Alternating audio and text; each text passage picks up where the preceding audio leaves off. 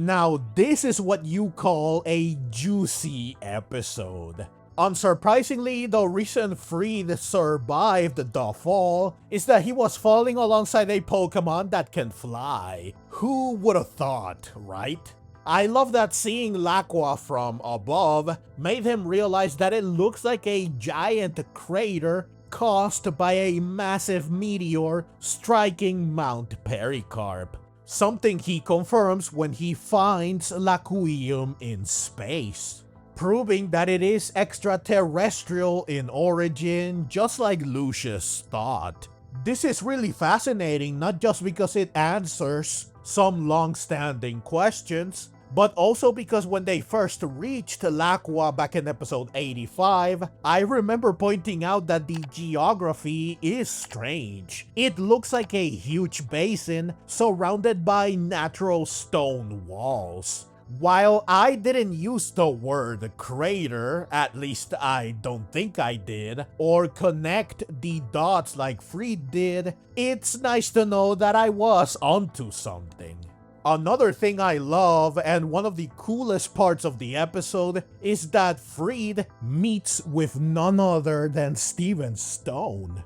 This is actually a huge moment for Horizons because up until now, it has only featured characters that are anime original or from Scarlet and Violet and its DLCs, with Kabu being the only exception, though notably he didn't appear in the previous anime. So Steven is the first character outside of Scarlet and Violet and Kabu to appear in Horizons, which also means he's the first character that appeared in the previous anime to show up in Horizons. Meaning that Horizons is finally acknowledging that notable characters beyond Scarlet and Violet and Kabu exist. Now, this doesn't automatically mean it shares continuity with Ash's anime. Pokemon has multiple separate animated series and timelines,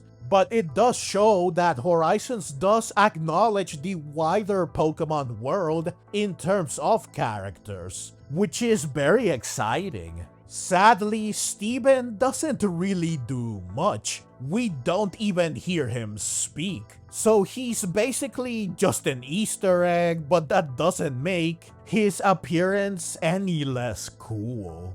I love that Friede went to space thanks to the Moss Deep Space Center. This made me smile because in my preview discussion for episode 121, I wondered how he managed to go to space, and Moss Deep was the first place that came to mind, since I think it's the most iconic space facility in Pokemon. I didn't say it out loud because I had no evidence, it was just a hunch, but it turns out I was right.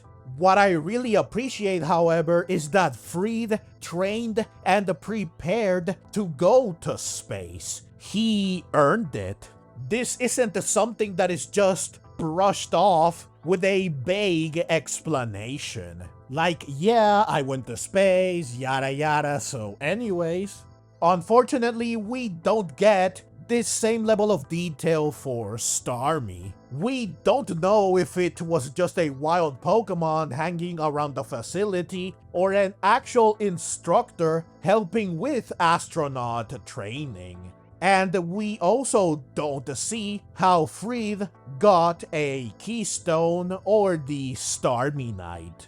But at least it's confirmed that Starmie is officially his Pokemon, not just a friend or co-worker. Honestly, with how packed this episode already is, I get why they didn't try to include more backstory.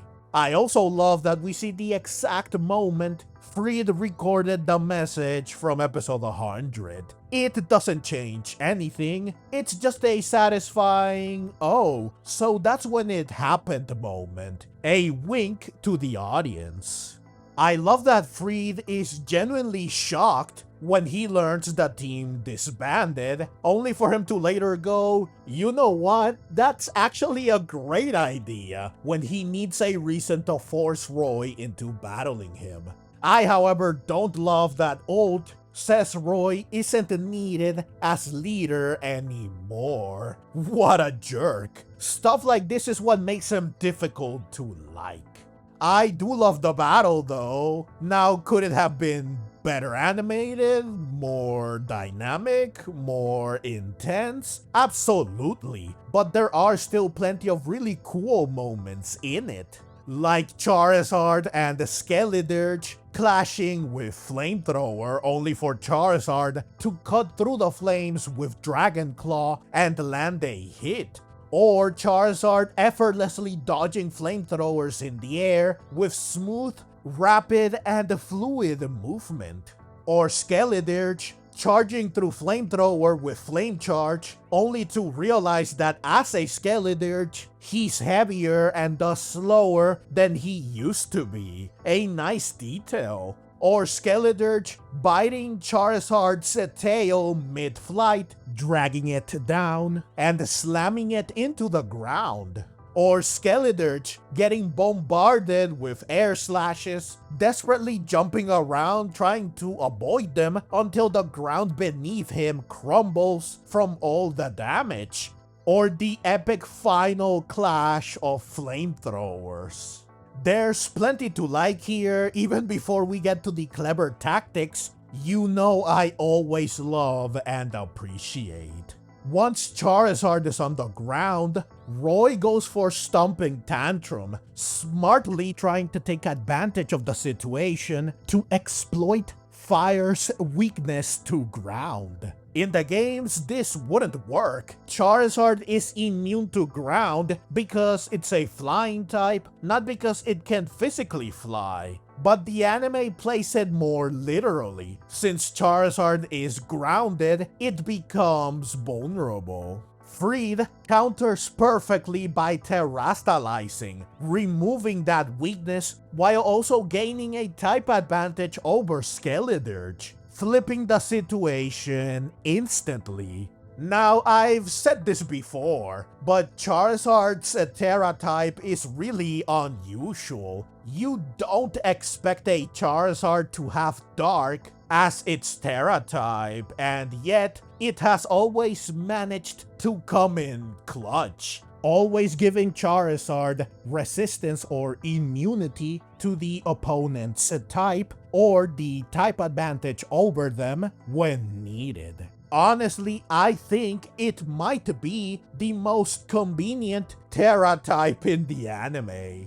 This time, however, it also leads to its downfall. Losing its fire typing weakens its flamethrower and removes its resistance to fire, which is ultimately why Charizard loses.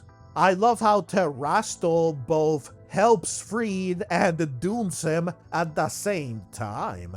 So the battle uses game mechanics, type matchups, and the strategic use of battle gimmicks in smart ways, which makes it all the more engaging and helps the outcome feel believable. And the emotional core elevates the battle even more. Skeledirge has admired the Charizard ever since he was a Fuecoco. We see this reflected in their touching reunion. Facing someone you idolize naturally brings nervousness and hesitation, and Skeledirge clearly feels that, which holds him back initially. Can he face his idol? Is he good enough to do so? Can he win? His doubts only dissipate when he is seemingly defeated.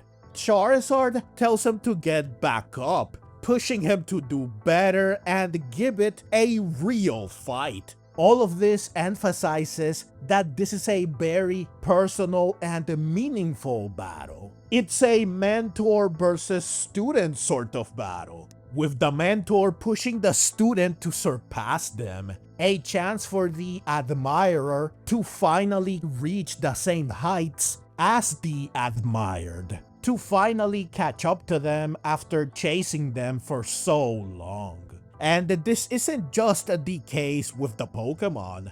Throughout the battle, both Friede and Roy get more and more fired up. Roy starts off lacking confidence, but as Skeledirge keeps pushing forward, so does he. This is clearly a battle Roy and Friede have wanted for a long time, and they both have a blast.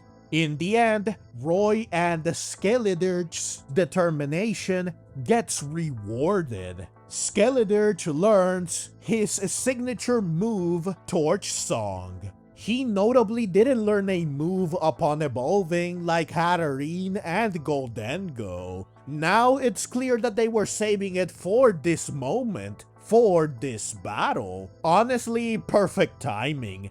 This is exactly when it needed to happen, and since Torch Song boosts special attack, Skeledirge gets stronger each time he uses it, and it stacks with Terastal to overpower Charizard in the end, making the outcome feel even more earned and believable. Which is good because I and many of you had doubts about Roy winning. Like, yeah, narratively Roy had to win. There's no way the team was actually getting disbanded again. But they could have just gone with a draw or an interrupted battle or some kind of acknowledgement without a full win. But instead, Roy wins, and it's handled in a way I, and I'm sure many of you, can accept. Roy spent a year training, and he even trained at the Blueberry Academy, while Friede was focused on space training, not battling. The logic favors Roy too.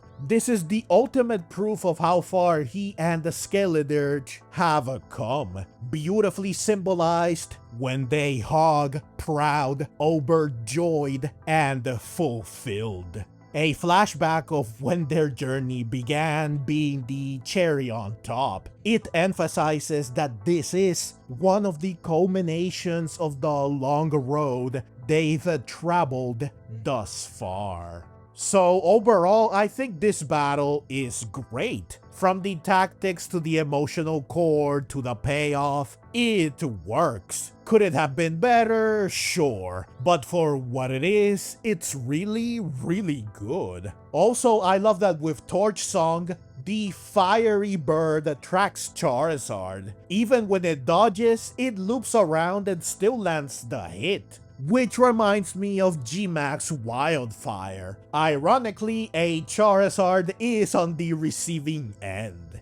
Now, once the battle is over, the episode still isn't done, surprising us. Friede decides to leave. He just came back and he's leaving us again, which makes his return bittersweet. His return was meaningful though, especially because before leaving, he drops yet another mystery. He gives Roy a suitcase meant for Rayquaza and tells him not to open it. Naturally, the big question becomes, what's inside?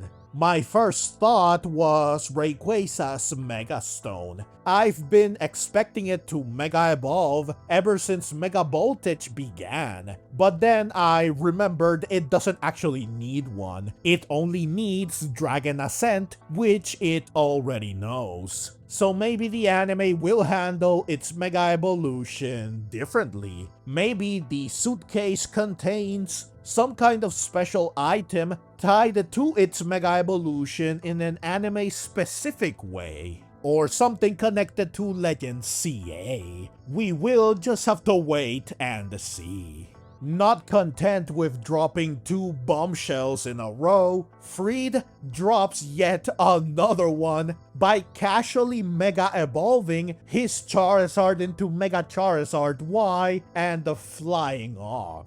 How sneaky of him. Now, I knew this was coming. I knew Friede would return with a Mega Charizard, and it makes sense that it's Mega Charizard Y. If we had gotten a Mega Charizard C, That would have been the obvious choice for obvious reasons. But since we didn't, Mega Charizard Y was really the only option since Mega Charizard X already had plenty of time to shine in the anime thanks to Alon. This also recontextualizes the battle. Friede could have Mega Evolved the Charizard instead of Terastalizing it. This doesn't necessarily mean that he was holding back. I don't think he would disrespect Roy like that. But it does mean he wasn't really going all out, since Mega Evolution is stronger than Terastal. Who knows what would have happened if he had used the former instead. This makes Roy's victory feel even more believable. So overall, this episode was phenomenal. From major revelations and backstory to an unexpected cameo, a fantastic battle, and a compelling new mystery, it really has it all. And crucially, it is paced very well despite that. I haven't seen an episode this jam-packed with awesomeness in a while. One can only hope we get more episodes like this. If you enjoyed this video and want to see more like it, feel free to click the links on screen. And if you'd like to support the channel and help me keep making content like this, you can find all the ways to do so in the description and in the pinned comment. Whether it's through a small donation or just watching and sharing, every bit of support means the world to me. Thank you so very much for watching, and let's meet again in the next video.